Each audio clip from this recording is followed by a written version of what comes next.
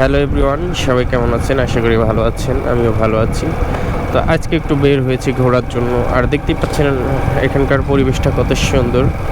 আর গ্রামে ঘুরতে আমার ভালোই লাগে, আমি যখনই সময় পাই বের হই। আর গ্রামের দৃশ্যগুলো আসলে খুবই মনোমুগ্ধকর। তো যারা বাইক চালান অবশ্যই সাবধানতার সাথে বাইক চালাবেন এবং অবশ্যই হেলমেট পরে বাইক চালাবেন, কারণ সময়ের থেকে কিন্তু জীবনের মূল্য অনেক বেশি। আর দেশের প্রতিটা আইন মেনে চলার চেষ্টা করবেন। রাস্তার মাঝখানে দেখেন গাড়িটা রয়েছে এবং মাটি ফেলতেছে। তো এটা একটা ছোট্ট একটা বাজার দেখতে পাচ্ছি। আর গ্রামের বাজারগুলো খুবই ছোট হয়। দেখেন কত ছোট্ট একটা বাজার, দেখে এক কথায় অসাধারণ লাগলো আমার কাছে। আর এই পাশে দেখতে পাচ্ছেন কৃষি ক্ষেত রয়েছে এবং এখানে কিন্তু ধান চাষ করছে মানুষ, এবং এক সাইডে বাসা বাড়ি আর এক পাশে দেখতেই পাচ্ছেন কত সুন্দর ধানের চাষ করছে। এবং গ্রামের মানুষ কিন্তু পুকুরে মাছ চাষ করে।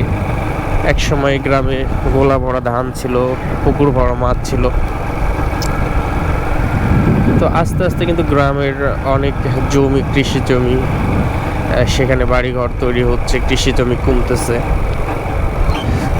তো সব দিকে কিন্তু আমাদের নজর দেওয়া উচিত। এবং অনেকেই কিন্তু গ্রামের গাছপালা কেটে উজাড় করে দিচ্ছে।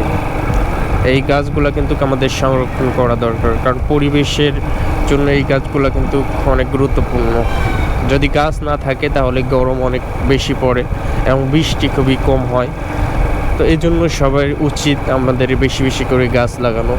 তো আপনারা সবাই চেষ্টা করবেন বেশি বেশি করে গাছ লাগানোর জন্য, কারণ পরিবেশের ভারসাম্য রক্ষা করা এবং পরিবেশের যে সম্পদ, এটা কিন্তু বাংলাদেশের সম্পদ। দেখতেই পাচ্ছেন কত সুন্দর একটা পুকুর রাস্তার পাশে, দেখলেই ভালো লাগে আসলে।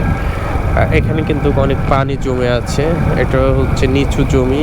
এখানে কিন্তু মাছ আছে, দেখতে পাচ্ছেন একটা দূরে একটা আঙ্কেল মাছ ধরতেছে, কত সুন্দর একটা দৃশ্য। ওই পাশে কিন্তু মাটির রাস্তা রয়েছে। তো গ্রামে কিন্তু মাটির রাস্তা এখনও দেখা যায়, যেগুলো আসলে শহরে দেখা যায় না। তো এখানে অনেকগুলো দোকান দেখতে পাচ্ছি আমরা। সুন্দর একটা দৃশ্য।